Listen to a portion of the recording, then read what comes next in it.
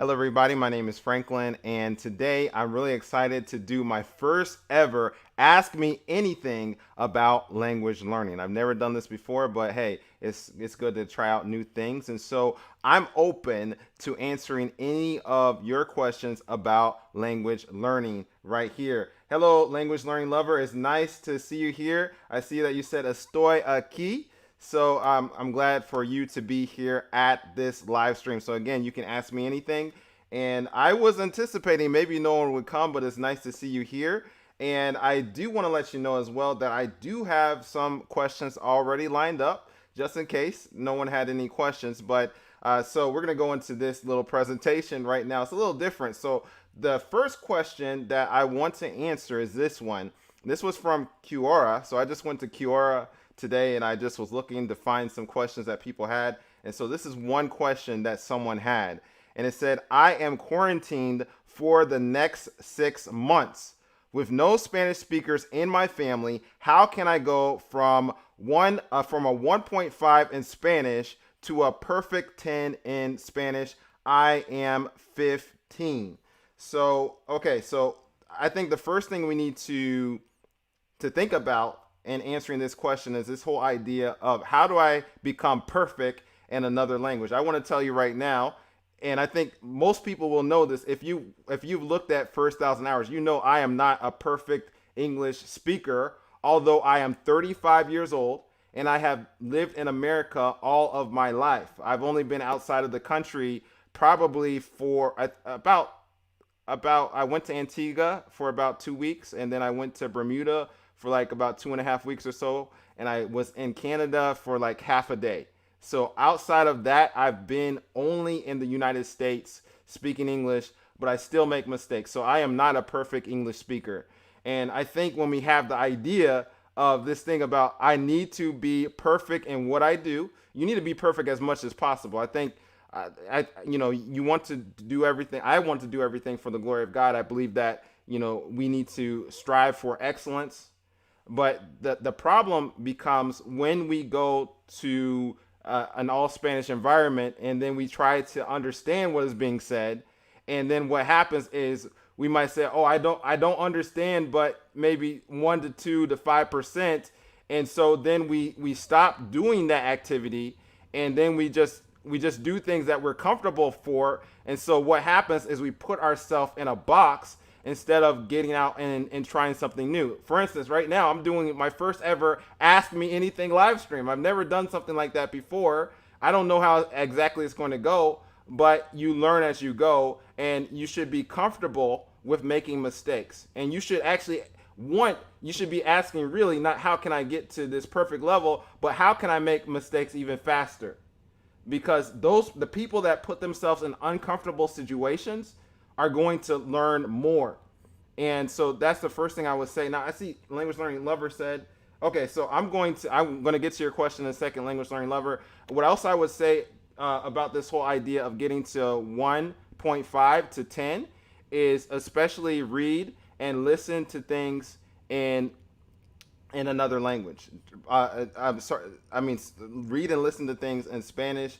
I believe that will really help as well. But I think the big thing is not being afraid of making mistakes, and then having the courage to go out to and speak to people in Spanish and just interact in a Spanish environment. Hello, SK Language. Nice to see you here. All right, so I want to highlight language learning lovers question, and I wish I could put your question on the screen. I have to figure out how to do that eventually, but I will figure that out.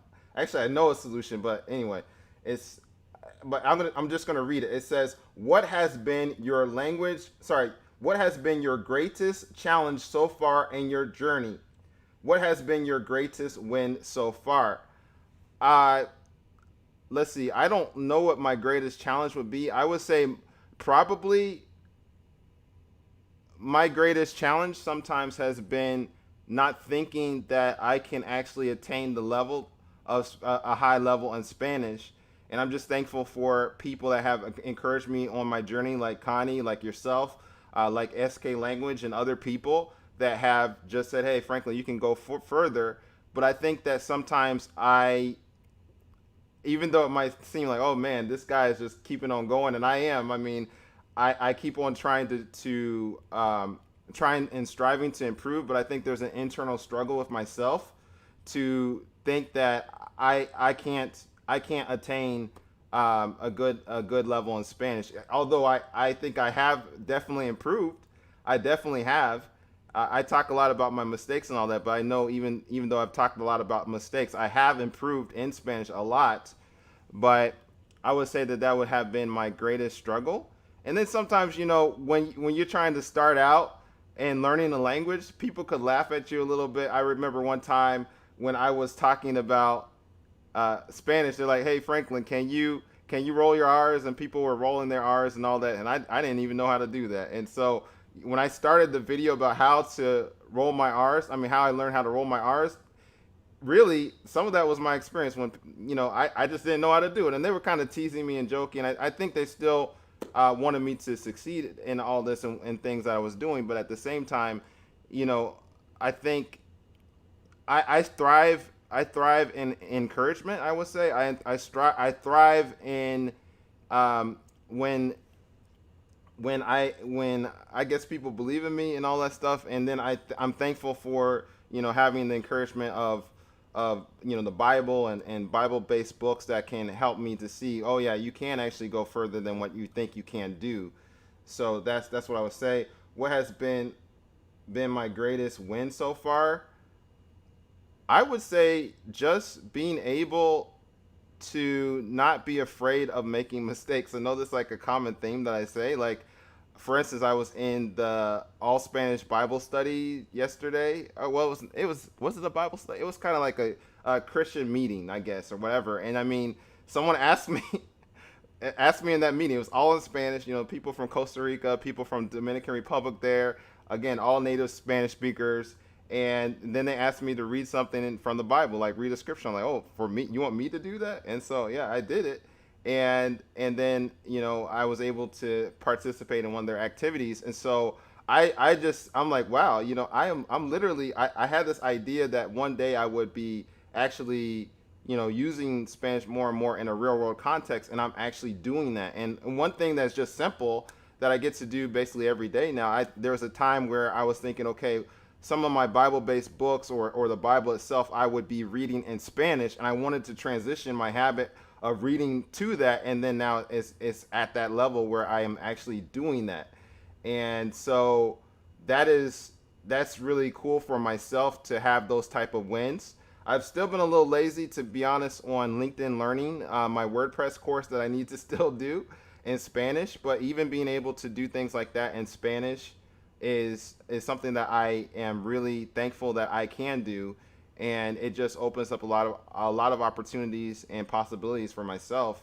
And so those are some of the wins that I am thankful for. So like I said, I'm open to any other questions, and if you want me to articulate on anything that I say or whatever, this time is for y'all. I'm just here to hang out today. So it'll be probably a little bit longer. I mean, it is longer. I'm already looking at the time. We've been in this for 9 minutes, so it'll be longer than normal. But I want to go into some other things here. And while SK Language is here, I just want to show something that I was going to mention SK Language anyway.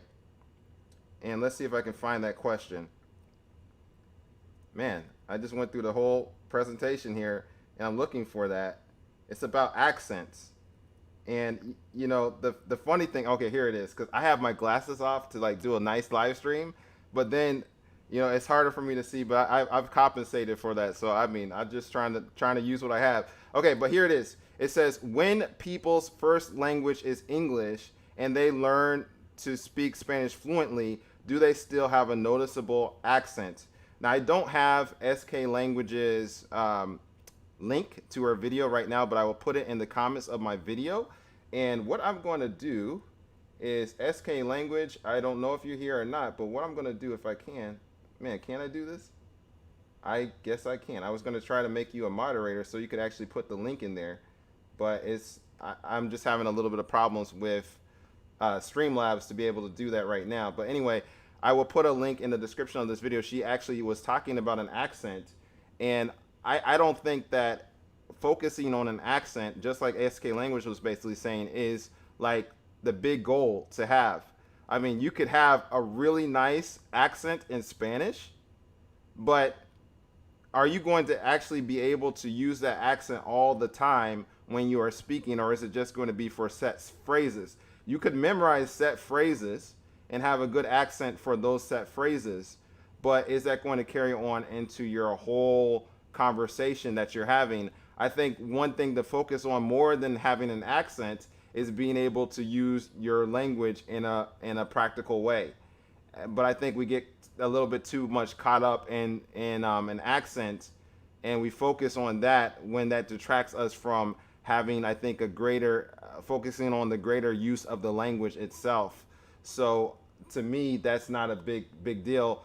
But yeah, if people have an accent, then to me, what that tells me, if I hear someone speaking in English and they have an accent, that just tells me, hey, this person has put in the time and the effort to learn another language, and they probably know another language. It doesn't. It's not a sign of someone that is, just a poor language learner. What it is to me is a sign of someone that has risen above some challenges and has sought to continually learn something. And to me, I appreciate hearing people's different accents. I work right now at an eye care place, and I like to learn about people and getting to know if they're from another country, or sometimes the origin of their different names and all that. That's just interesting to me. So I want to get focused on an accent and let that be a barrier for actually learning a language. Okay, so I'm going to go back into some of these questions that I have. Okay, so here, yeah, if SK Language says, if you didn't hear Spanish as a child, you will not sound exactly like a native. Exactly. Now, I know on SK Language's channel, there was somebody that was saying, hey, well, what about, oh man, I forgot his name. But anyway, there's this guy that, he learned Japanese to like this high level. He's like a big guy in the Japanese, at least in Japanese language learning. And he brought that out, and he brought out this person, Ricky from Bilingue Blogs, and Super Holly and people like that. It's like, hey, what about these people? They sound like a native and all this. But Super Holly, what we forget is that Super Holly lived in Mexico as a child. She spent a lot of time in Mexico. We forget that Ricky, according to that guy, I did not learn this for myself, but Ricky spent like, he learned Spanish he started when he was 12, according to that person. And then also the person with the Japanese, all Japanese all the time or whatever, he just had focused a lot on Japanese and spending like all of his time doing that. And so my question really that I didn't ask him is like, how much time do you want to spend on a language? I mean, do you want to spend 50,000 hours on a language to,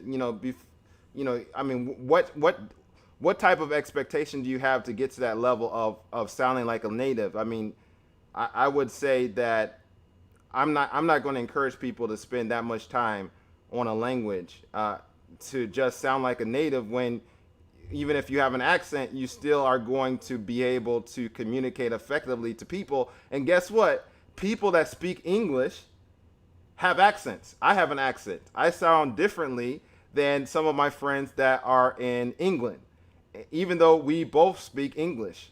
And I sound differently. I'm originally from Florida, but I sound differently than some people that are in New York City. We all have accents. So, I mean, the big thing is we can understand each other even though we have those accents. All right. Okay, so SK Language says cats didn't sound exactly like a native. Okay, cool. So, and Language Learning Lover says, I love and appreciate accents. I think they add a unique character to the person speaking. If someone's accent interferes with intelligence, see, there I go. Now I can't speak English. If someone's accent interferes with intelligibility, they should definitely consider improving it. Yeah, that's true. So, we want to make sure that we can be understood. So that's what you do. And so the counterintuitive thing, like what my friend Connie would say, is that she would say, like, Franklin, you need to spend more time listening and reading things in Spanish. It's like, well, we say, well, I got to spend more time speaking. Now, there's a point where you do need to speak. and I'm getting and branching out and speaking more and stuff like that. But I think that when you can hear the language and you can actually and reading helps you notice things in the language, then you're actually having that time to actually improve the language and improve what you say.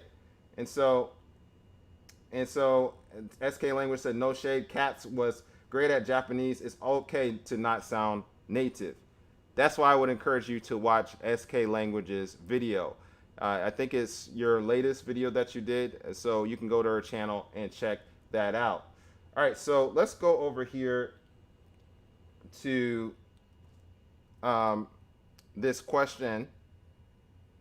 It says, this is another one from Quora. I finished level 7 in Duolingo, the last level for a Spanish language. I still find it very difficult to understand simple conversation, although I understand 60% of what is being written. How can I improve my listening Spanish skills quickly? So there's a lot of kind of things to really dissect, I think, in this question. Number one, that was kind of the person that expressed that was kind of how I felt with Duolingo, because I just want to show you what this person said again. It says, I still find it very difficult to understand simple conversation. So I just want to focus on that part where it says, I still. Now, I don't know if Duolingo still has this. I think they got rid of this, but at one point when I was doing Duolingo back in the day, I finished the Duolingo Spanish course in April of 2017. I know it's expanded, but at that time, they had something called a Fluency Meter. And so it showed you how fluent you were. And I was like, whoa, I'm like 50 or 60% fluent in Spanish. So my idea literally was that when I finished Duolingo, I would be the level of fluency I saw in Duolingo would correspond to the level of fluency I would have in real life. And I don't know why I thought that way. I just didn't really think about language learning strategies and stuff like that. And but I was continually growing and all that. But then after a while, I just didn't even care about that fluency meter. But I think we get that idea that, okay, well, I'm in Duolingo, so when I finish that course, I'm just going to be like this advanced person in Spanish, not realizing that Duolingo itself said, like, I think it's the Spanish course and the French, I think French as well, that the goal is to get people up to an A2 level. With Spanish, it's going to expand, if it hasn't already, to a B1. But we have this wrong expectation about of that language. I'm sorry, of that application and that program. And it says, how can I improve my listening skills quickly? My question is, why do you want to improve your listening skills quickly? Are you okay with a long-term commitment? You can improve your listening skills quickly if you want to just listen to the same thing over and over again, and then your listening skills are going to improve. But if you want to be able to understand a lot of what people are saying, then you have to increase your understanding of words and context. And that's, again, why I like reading, because you get to learn words in context. Some people just look at words outside of context. They just memorize different words randomly. But when you're reading words in context. When you're listening to things, you're listening to things in context from native Spanish speakers. So that's what I would be focused on, and then spending, maybe you can challenge yourself to put an hour a day into something like that. One thing that I would encourage you to do, and I should show you my headphones. I don't have them. I had these $29 headphones. It was on my How I Learned to Roll My R's video. You could see the headphones, but then they gave up the ghost. They're no longer working. But what I would say is you could put on headphones and you could be walking around while you're in Walmart, while you're in the park, while you're in different places. Go ahead and put some headphones on and listen to Spanish. And that will help maximize your time. And so I'm waiting for myself to get some nicer headphones, and I'll be able to talk about that at first 1,000 hours. But I would recommend getting some good headphones. Okay, so SK Language said, haha, Duolingo told me I was half fluent too. Yeah, why did they have that fluency meter? I have no idea about that fluency meter whatsoever. All right, so we're going to continue on here. This is a question: which language should I learn? German, French, or Spanish? Number one, I have no idea which language you should learn. And again, I'm just pulling these questions from Quora. And but what I would say is that if you're really going to learn see, the thing is, do you want to dabble in a language? Are you trying to learn words and phrases in a language? I think a lot of people's goals, I mean, or at least what they really are setting out to do, is not to learn a language, but it is to learn set phrases in a language and be comfortable with that. If you're trying to learn a language and you're trying to put the serious effort in there, then you do need to consider and take a maybe a deeper look at what you want to do. You know, you could pray about that, you know, and see what you would like to do. What is nice about Spanish and French, if you're an English speaker, is that they are going to be closer and more similar to English. All right, so if you want to get a language that's going to maybe be more similar, then I would choose Spanish or French. German is going to be a little bit further away from English. It does not mean that you don't need to do German, but you might want to do that. Now, a lot of people in the United States, I don't know where you are. And you know, the funny thing about this channel, First 1,000 Hours, I'm just digressing a second, is I thought that most people that would be watching this would be from the United States. But then sometimes I see, like, I think in the last 28 days, it was like 4% from the United States. So I think this is literally a worldwide channel. So I don't know where this person is asking that question or whatever. But if you're in the United States, at least, you know, a lot of people speak Spanish, so that would be a good language to learn. But at the same point, when you're learning a rarer language, sometimes that might come in handy a little bit more because it's not as common. So if you're trying to be effective in serving people, maybe you can serve an underserved population, maybe people that know more German than they know more Spanish or French. There was someone that I know, I mean, I don't know, but someone that came into the place that I work, and they knew a different language. They did know English, but they knew a different language. And I was like, man, I wish that I could communicate with them, but I mean, in the language that they speak. I said a little word or phrase, but I wish I could have a conversation with them. But I've been focused on Spanish. So, you know, when you focus on a language, then sometimes you have to forget about other languages as well if you're trying to learn. Okay, so Language Learning Lover said this: do you have any language goals for July? Okay, so all right, that's good. I need to think about that, Language Learning Lover. I would be honest. I would say that I think if I have a language learning goal, I have not thought about language learning goals for July, but I still need to work on Google Calendar and transitioning to a Google Calendar. I said I would be doing that for June. I have not done that. And then it would just be still working with LinkedIn Learning. And let's see, I would be doing LinkedIn Learning. I would be doing my Google Calendar, and just still focusing on trying to exercise. I'm focused. I'm still like hitting some things that I have failed a little bit in doing. And you could ask, like, why do I talk about that? Why don't I just talk about all the stuff positive? But I think that it's good to be realistic and honest. And sometimes honesty is not a part of some of the language learning community. Sometimes people exaggerate things and then it sounds good, but it's not real. And I just wanted to be real with people and what I'm doing. And I'm wondering, Language Learning Lover, do you have any language learning goals for July? I check out your Instagram sometimes. I need to comment more on what you're doing. I think it's cool for you to have those challenges and all that, but I'm going to take some more thought about that as well. And then SK Language says, a lot of Germans in Germany speak English. I don't know how learning German would come in handy.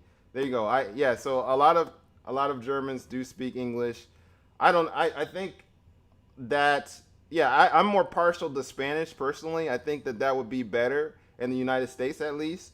But at the same time, you know, I'm able to communicate with y'all, and we're doing all this conversation on the internet. So I don't know if you will be speaking and doing German online. I mean, we're in a live streaming world right now. When I started on First 1,000 Hours, it was not, we didn't have all this craziness going on with, you know what I'm talking about, with this whole pandemic thing, but now we do. And so you can communicate with so many people. So the sky's the limit. But for me, I think that personally, Spanish makes more sense.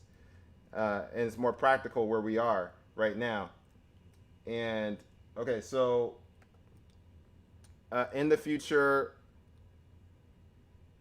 You know, and language learning lover. Let me tell you one thing else. Just going back to your question about do you have any language learning goals for July? One person that I looked at, and I have not mastered this. I'm going to tell you this right now. I have not mastered this at all. But there's a person that I kind of look at sometimes. Her name is Heather Torres. Heather Torres of Think Media. I was looking at one of the presentations that she had done about time blocking, where she has her Google Calendar and then she is able to block off time. She was not talking about language learning. She's a homeschool mother that works with this organization called Think Media, and I like to learn about YouTube strategy and all that. So I do watch some of those Think Media videos. But I think that to come to that understanding of how do I block off time and be more serious about a schedule, and at the same time still give myself that room to say, all right, well, I might not meet everything, and it's okay. It's okay not to meet everything, but it's good to have some type of focus. So I looked at another person, and her name was G somebody, but she was saying, hey, if I hit like she has weekly goals, and she said like if I hit 80% of my goals, it's fine in the week. And so she tries to front load her goals in the beginning of the week to be able to hit that. So I want to go more into that direction of being more and more scheduled. I'm doing better, like I said. Well, I didn't say this in this live stream about cleaning and all that stuff, but I'm getting there. But I'm a work in progress. All right. So what future do you think this is another question. What future do you think the Spanish language has in the United States? I think that it has a good future. Now, I am not a prophet. I'm not going to say like what exactly is going to happen in the United States. There's a lot of stuff happening right now. But if time should last, let me say it like that. If time should last, I would definitely say that Spanish is going to have more and more of an important role in the United States. One of the things I like about Lowe's, going into Lowe's, I'm not a big person that goes to the Lowe's, but it was striking when you go into Lowe's, you see that almost every single section in Lowe's has English words as well as Spanish words. And I am in a town that is not really a Spanish speaking town. I'm not in a town that really is that multicultural. It's basically Caucasian. I mean, there's a little bit of Native American in there. I want to be able to tell who's Native American basically or not. I'm with a lot of white people, and it's been a nice town and all of that. But even in my little old town, they have this store that has all of this Spanish in it. And I think that's a smart business move for Lowe's to do that. And I think it will be more and more important, especially because the world is getting so much closer together through being able to connect online and all of that. So I think the more skills that you have, the more influence you have, the better you're going to be to serve other people. And to me, that's a part of living, that's a part of life, that's a part of business, that's a part of basically everything. All right, so language learning lover. All right, I will see you. Thank you for being over here. I know this is a longer live stream. I might answer one more question if no one else has anything else, and then I probably will end this stream as well, because I know I like to talk a lot. But thanks for coming to the live stream, language learning lover. All right, this is the last question right here. I already did that question. Why should I learn Spanish? Kind of already covered that. Okay, so let me do this one and this will be it. I am a Cuban and I'm looking to become fluent in my Spanish. I'm aware that Spain and Latin America differs in some vocabulary, accent, and dialect. Which is better for me to learn, Spain Spanish or the general Latin American Spanish? And so what I would say is I would focus on both. Why do you have to focus on one or another? I know some people have like this specialty in learning one language. When I've looked at some Spanish speaking YouTube channels, I don't focus on like thinking, okay, well, this person has a Spain accent, this person has a Mexican accent, so I'm just gonna look at the Mexican or the Spain Spanish. I want to learn Spanish in general, and so when I communicate with what I want to do is being able to communicate with any type of person and being able, no matter what type of accent they have. So I don't want to put myself in a box of only being able to focus on one type of accent. And so my question is, why would you do that? Why would you put yourself in that box? What's that? Why is that going to be more advantageous for yourself when you are focused so much on one type of accent. So I just want to thank everybody for being here. SK Language, Language Learning Lover, and who else has come and popped in here. I want to thank y'all for being on the replay as well. And what I'm going to do is I'm going to put on the screen SK Language's video, so you can go ahead and click that. She gives her opinion on having accents, and there will also be a video that YouTube recommends, and I hope to see you in the next video.